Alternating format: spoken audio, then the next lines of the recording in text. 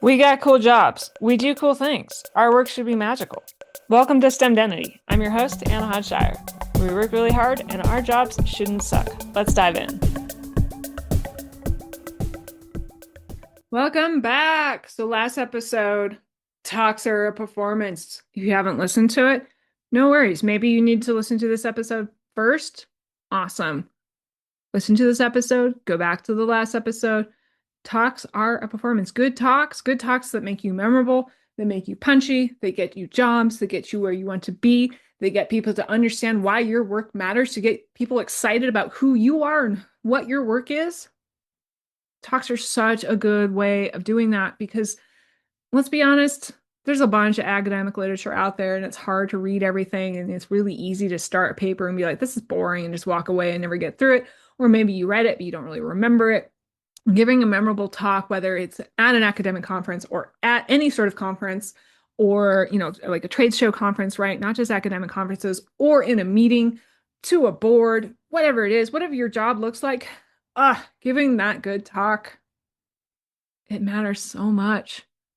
And that's all very good and well, but what if you can't get past the nerves? What if every time you start to get ready for a talk, you're like, oh my gosh, I'm so nervous, right? You're about to give the talk. Maybe you're speaker 3 of 5. You've been sitting there through 2 speakers. By the way, this is why I always volunteer to go first. I freaking hate sitting through other people's talks when I know I have something coming up because then I'm not paying attention to them. I'm just sort of cycling through. Okay, what do I need to do? How do I be okay? Right? So you're speaker 3 of 5, getting more and more nervous. You get up there, your heart's pounding, your face is flushed. You're starting to stumble through your words. You're like, oh, your mouth is dry. You start speaking, you're like, is this a normal volume to speak at? I don't know. You start speaking quietly, and then maybe you speak a little louder, but you're still, you're speaking really fast, and then you're like getting through your slides, and it's okay. I've been there. I still get nervous before I give talks. I usually don't get too nervous, to be honest, but I still get a little bit nervous. I often am a little nervous when I very first start out, and I can feel it, and I can sense it, and I can know that it's coming through a little bit with how I'm speaking, and I'm okay with that because I know I'm going to relax in a minute and be all right. So I heard something the other day that I really love. I'm gonna paraphrase it because I don't remember exactly how they put it, but one of my coaches in a program in a course that I'm taking said something along the lines of, if there's something on your calendar this week that makes your heart pound, then you're growing, right? Talks are challenges and they are a way to growth. For me, when I'm trying to figure out whether I understand a topic or not, or a concept or not, I very quickly know if I understand it if I'm one, speaking out loud, or two, writing it down, right? So I think writing is incredibly important, and science writing is its own bugaboo that we'll dive into someday, but not for now. When I'm writing something down, I start to see, okay, yeah, I understand this logic chain over here, but this little piece over here, I'm completely confused on. I need to dive into more. Same thing with giving talks, right? If I start to talk through a concept that I'm like, I know I need to explain these 5 steps, but steps 2 and 4 are very opaque to me, then yeah, I got to go back to the drawing board and I got to figure out like what is going on in steps 2 and 4. Growth mindset. You can get past the nerves. I know that you can get past the nerves. Your nerves are really valid, right? Talks are freaking scary. You are suddenly standing up in front of your tribe and you are risking that your tribe is going to reject you because you said something, you did something that made them say, no, that person does not know what they are talking about. They are unintelligent. They do not belong in this room. Whatever. That is valid, right? We're all wired to want to fit in to these tribes. Some of us are less wired than others, right? So some of us are pretty much like, I don't really care. I can get up there and say whatever. I don't, yeah. But a lot of us are very wired to be very cautious about any sort of threat to our standing in the tribe. And when I say tribe, I mean tribe in, whatever your community is. It could be your company, it could be your division, it could be your academic group, it could be a community at large, your tribe. It's very valid to be afraid. As a side note, my cat is currently attempting to get into the bird cage. So we're going to take a quick pause. Oh, she got off. All right. She got her claw stuck. So, maybe she learned a lesson, but she's fine. We're moving on. All right. Cats and birds getting along. And so it is valid to be nervous. It is okay to be nervous. The nerves may never go away. They don't go away for me entirely. They still kind of linger around, and sometimes they pop up in surprising ways. I've given a ton of webinars over the last couple of years, webinar, seminar type things, right? And for the most part, I'm barely nervous. I'm just like, all right, here we go. Let's go. It's a weird environment, right? You're not usually most people have their cameras off, so you're not even like seeing if anybody cares at all. So you're just like, let's go, let's perform, let's have fun. See the previous episode on performance. Yeah. But I did have a talk recently that I was going to find out at the end of the talk if a commissioner board was going to vote on whether or not they were going to fund the project that I was submitting on. And I was very nervous. Like that was honestly the most nervous I've been in years. I don't know why, because it was very certain that the funding was going to get approved. I'd already gotten positive indications from everyone I'd talked to. I shouldn't have freaked out, but I did, right? It still happens, and that's fine. So let's talk about tools on like how do we get past the nerves. And if you hear crunching in the background, it's because now my cat, having lost the exciting prey of the unfortunate budgie bird, is making up for it by dry food crunchies. All right, so tools. 4. How do we get past the nerves and so we can actually give a performance when we're giving a speech? 1. Practice. Yes, guys, I'm sorry. You gotta practice. It does work. But, and also, let's think about how most of us spend our days. Depending on your job, your day might have different activities. Let's say that you have a job that requires a little bit of field work. And maybe you work for a water division at the state or something like that. Whatever.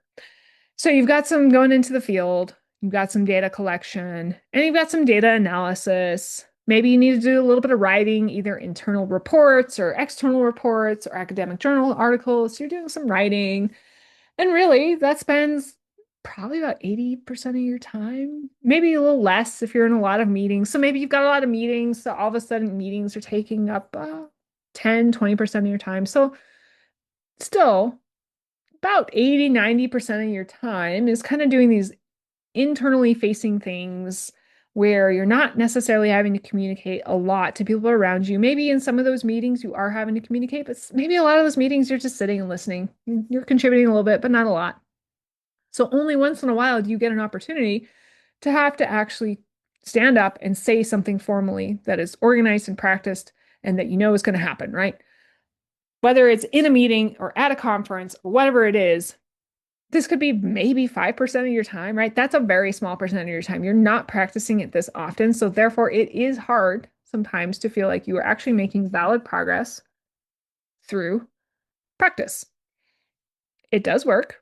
I have seen vast changes in myself over time through practice, but it took time, right? So the first time I gave a talk in front of a public audience, I was an undergrad senior. So that would have been 2014.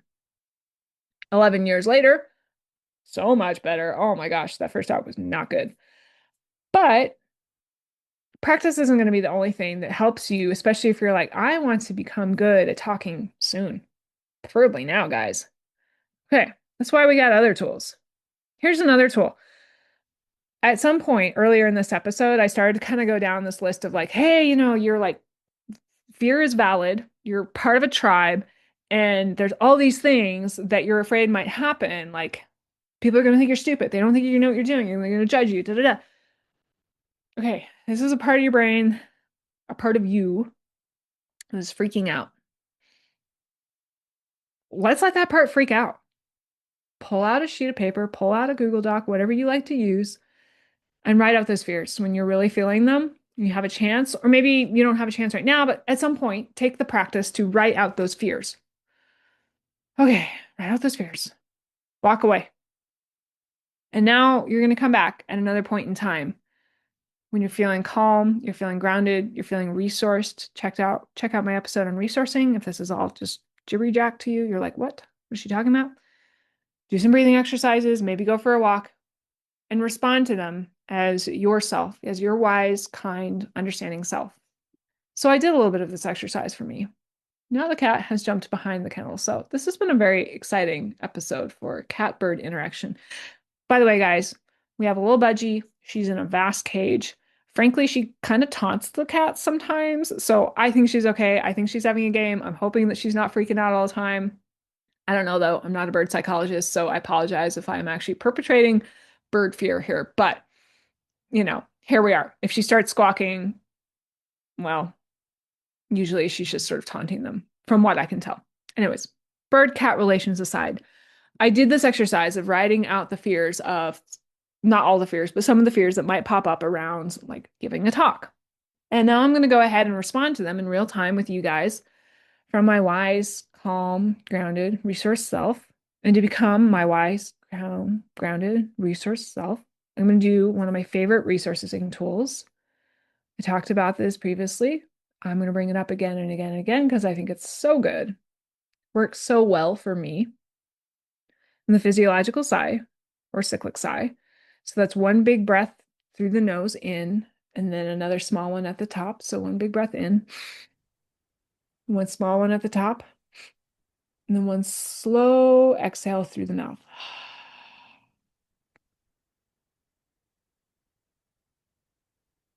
I feel very present right now, very me.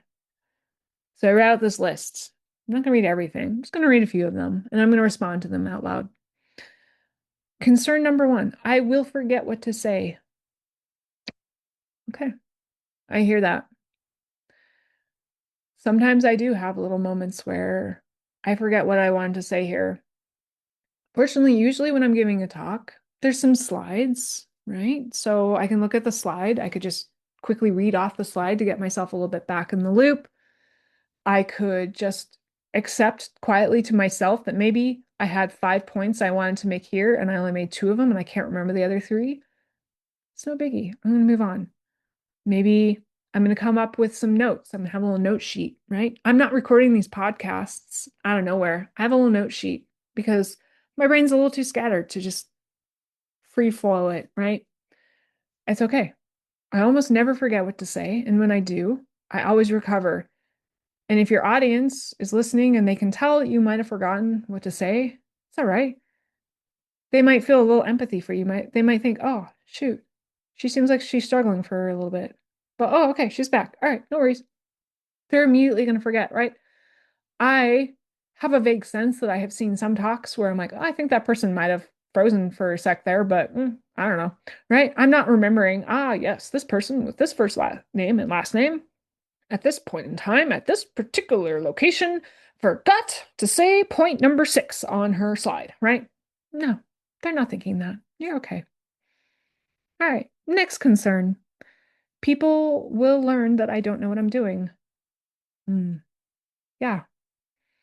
Yeah, sometimes when I start to speak, even if I've practiced, even if I thought that I knew what I was talking about, sometimes I do start to realize as I am talking out loud in front of people that I don't really understand this piece over here as well. And that's okay. I'm going to, in the moment, maybe gloss over a little bit, right? It's not the end of the world.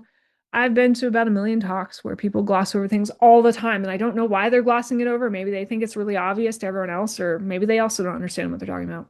No worries. If someone afterwards asks me, hey, they're like, hey, could you be a little more specific about this thing? It's okay to say, I don't know. It's okay to say, that's a really good question, and I'm not sure. I'm going to try to get back to you on that, right? People say that all the time. They say, I don't know, all the time. People who are really confident, they say, I don't know. People who are not confident, they try to make up shit. They will literally would rather lie than just say, I don't know. I don't want to be that person. That's ridiculous. All right, one more. Totally different category of concerns. People will judge me for having bad skin. And you can enter in anything you want here. Bad hair, weird clothes, whatever. Right? Okay. Yeah, people might notice I'm having a bad skin day. I've had acne for years. It happens. Some days I'm really flared up and that sucks. But you know what? I do not have a single memory of me being up on stage or in front of the audience or at the board meeting or whatever and thinking while I'm speaking, oh, having a bad skin day. I really hope they're not thinking about this, right? It goes out of my mind when I start talking. It doesn't matter.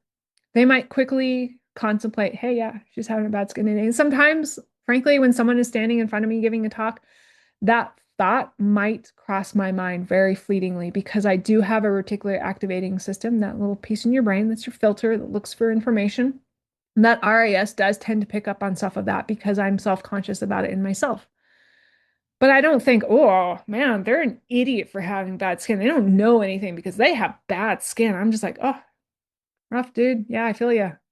I'm sorry. I hope that gets better for you soon. I hope it's not a sign of, deeper health issues because I know mine is. I hope you're okay. And then I move on. So write out those fears and respond to them when you're in a different state. You can start to kind of deactivate a lot of the dumb shit that your brain tries to come up with. I'm sorry, but our brains come up with dumb shit all the time. Our brains are just like, wow, this thing is happening and it's really dangerous and I'm gonna just come up with this insane. No, no, it's okay. I hear you, brain. I'm so sorry. I'm sorry that this part is so panicked right now. And sometimes I just need to put that part aside and come back to it later, but come back to it and respond to it from your kind, grounded, wise self. Okay. So I've talked about practice. Yes, we do need to practice.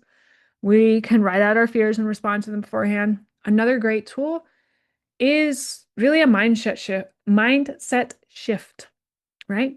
That growth mindset. Don't give yourself the identity, I'm a bad speaker, because yeah, now your reticular activating system, your filter in your brain is like, yep, I'm a bad speaker. I'm gonna look for all the evidence for why I'm a bad speaker. No one cared about my talk. No one was interested. I did not get any positive feedback afterwards. I think everyone was zoned out. Everyone was checking their email. No, no, no, no, no, no, no. Mindset shift. Maybe you gave that talk and you can come up with literally one good thing that happened. Hey, I feel like I explained that one concept really well. Cool. That's growth. I have not explained that concept as well as I had until I gave that talk. Awesome. Find that growth and lean into it. Another mindset shift is the performance piece. So I spent the part one of this part two, two-parter rather, on performance, right? That is a mindset shift. Take this from being a task, a chore, something you dread, something you fear, something you're afraid of, to something that could be fun. Maybe it isn't fun yet, but it could be. And start to visualize it is fun. Yeah, visualize it going well. Bring your scientific self into this. Experiment. Hey, I'm going to experiment with putting a few less words on my slides and trusting myself more. Right? People love to just dump so much text on their slides. They're like, here are 18 things on my slide at 18 point fonts, so therefore you cannot read them, but I kind of know what's up there, so therefore I feel confident that I'm not going to forget what I was supposed to say. Trust yourself. Maybe put 5 things on that slide. That's still potentially a lot, but hey, 5 is better than whatever number I came up with before. Put 5 things up there. Maybe you forgot 2 points you wanted to say, and that's okay because they weren't the number one points. Or maybe you needed to split that slide up into a few slides because, again, you had too many things on one slide on your first iteration. Experiment. How can you make this better? Experiment with moving around in your space. Experiment with the visualization. Experiment with dynamics when you're speaking. Experiment with talking with your hands. I'm so excited, guys. I saw one of my students the other day. She gave a talk. I have been working with the students for a while on improving their talks. And she was very nervous at first, and I could tell, but within about 2, 3 slides, she really relaxed in. Her volume went up, and she started speaking with her hands. She started engaging a little bit, and I was just like, yeah, get it, girl.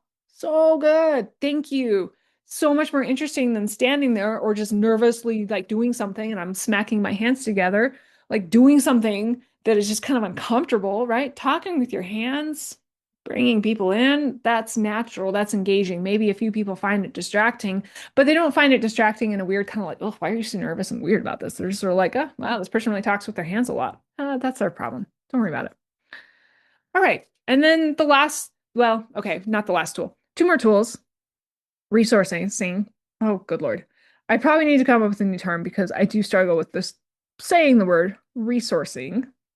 Resourcing. There we go. Tools in the moment. So I had this whole episode. You might have listened to it, you might not. I'll try to remember to link it in the show notes so you can go back to it. But talking about how we need to have tools in our toolbox, our emotional resilience toolbox, essentially, for handling things as they come.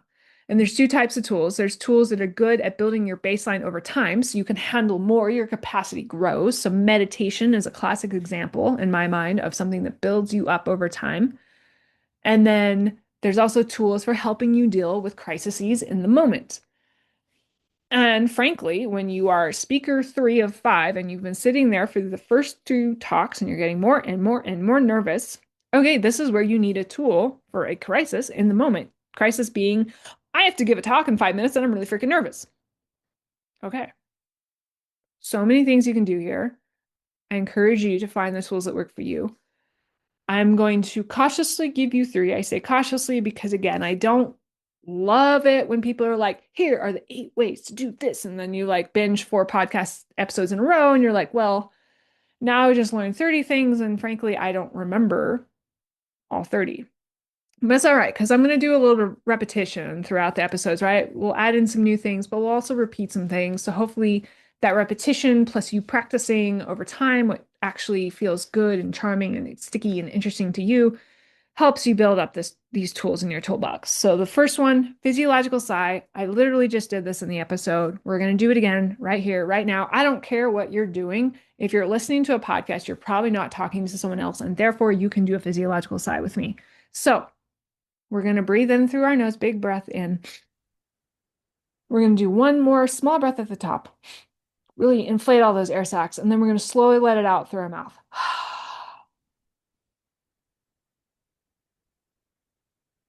Let it out slower than you came in. Let's do 2 more, and I'm not going to talk. We're just going to do them. Dog walk, whatever. If you're listening to me on 1.5 speed, well, good luck because I talk really fast, but you can still do it. So in through the nose.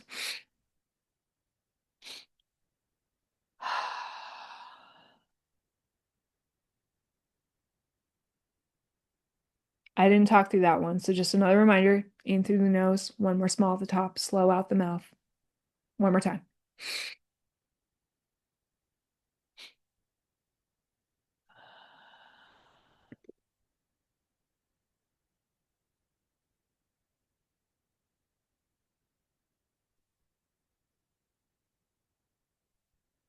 Okay, next tool. We're going to do a new one. I don't think I've talked about this one on the episode before, but there's this thing called your vagal nerve. Some of you are like, yep, totally know what you're talking about. You're going to be able to explain it better than I can. Awesome. If you feel like I totally butchered it, drop your interpretation in the show notes. I'd love to hear from you. Let's get me talking about this better, right? And in fact, by the vagal nerve, I mean the vagus nerve? Crap. We're good. It's the vagus nerve. Sorry, guys. I'm working on it. It's all good. Vagus or vagal, for fuck's sake. Sorry, I'm looking it up online right now because now I'm doubting myself and it could be either. So we're going to go with vagus, but it could also be the vagal nerve. And if you do know the difference between the two, please just send me a DM or drop it in the chat. Maybe be polite about it. Don't call me a moron. I know I'm messing this up, but it's all right. People mess things up. I'm doing it in real time.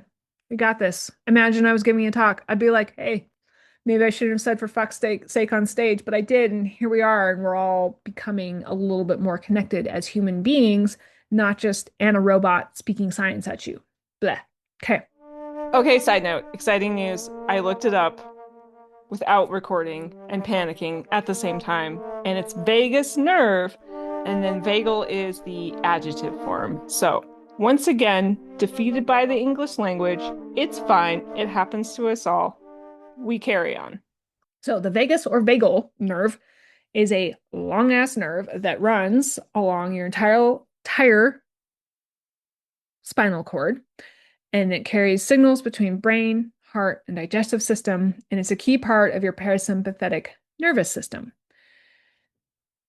So stimulating your vagus nerve, and you can stimulate it for several different ways. You can stimulate it to amp yourself up, and you can stimulate it to calm yourself down. I have mentioned before the Huberman Lab podcast. I don't know if I can link other podcasts in my show notes, but I will attempt to find his on the vagus nerve or vagal nerve and link his because he does a gorgeous job over a couple hours really digging into like how do you amp it up? How do you calm it down? But for those of you short on time or you want to just learn something right now, one of the ways that you can calm it down, really activate that parasympathetic or rest and digest piece is through humming or singing or speaking. But humming is kind of the easiest thing to do, especially if you're sort of around some people. And this one, like, I will admit it's a little weirder, right? You can kind of do some quiet physiological sighs in the background, or maybe you step out in the hall and do a couple. Now, humming, you are starting to make a little bit more noise, so it might be a little harder to do your humming. But if you have the opportunity, maybe you go to a quiet corner, bathroom, whatever, and just do a little humming. The humming stimulates your vagus nerve. And my understanding is that you sort of need to do this more throaty, chesty hum rather than, up, just in your throat. You really need to kind of like bring it back into the back of your throat, into more your chest. So sort of a deeper, vibraty thing. That sounds really weird. So, you know, take this with a grain of salt, but it is crazy effective, guys. I'll do this if I'm on walks. I'll do it occasionally when I'm at work, just try to like calm myself down. So humming is something that you can try out in your toolbox. Again, it's a little bit trickier to fit in depending on your physical setting. So I'm not going to say it's the right tool for all moments in time, but it's great for calming down that parasympathetic nerve by activating the vagus or vagal nerve. And then the last tool is one I mentioned in that resourcing podcast episode, which is what I'm calling mini havening. So havening is this whole set of exercises you can do. It always includes a physical touch component, usually through touching your hands, stroking them. One hand can stroke the other, maybe stroking your arms up and down, which is really just speaking to your nervous system and saying, I'm here right now, and I'm okay, I'm safe. And then you can do some other components, visualization, eye movement. But what I like to call mini happening is just that hand rubbing component because it's really easy to do in pretty much any setting, right? Especially if you're doing it slowly, you're not being like, oh, moving your hands really fast, being weird about it, right? Just do it calm, like calmer and slower, frankly, the more relaxing I find to me. So how I like to do it is usually I just naturally make a fist with my left hand. I put my right hand on top of it and I gently rub my right hand over, basically just over my knuckles, right? And I first think, left hand, how does it feel, left hand? Does that feel nice? Feel a little sensation? Feels nice. And then right hand, I go, hey, right hand, how does it feel to be rubbing the left hand? Right hand's like, hey, yeah, I'm running over the knuckles. I can feel each knuckle. Skin's pretty dry. Should probably get lotion. I told you that last time we did this, and still haven't gotten lotion. Yeah, fair enough. So resourcing is an amazing tool to snap you back in the moment, grounding down. You can also imagine grounding your feet, right? That's a really easy one. You don't have to do anything. You don't have to breathe. You don't have to hum. You don't have to move your hands. You just have to put your feet on the ground and imagine just, you're connecting to the ground. The ground is probably some sort of carpet or wood or linoleum. But below that is some sort of concrete, some sort of structure that all just reaches down into the earth. You can visualize your feet reaching down into the earth, touching the actual physical earth, grounding down into the earth.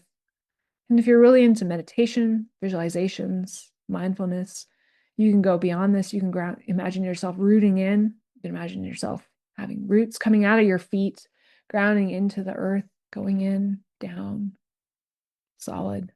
You are here. You are safe. You are part of this earth. You matter. And you're going to kick ass with this talk. And then the last tool, frankly, compassion, right? As I already mentioned, I still get nervous before I give talks.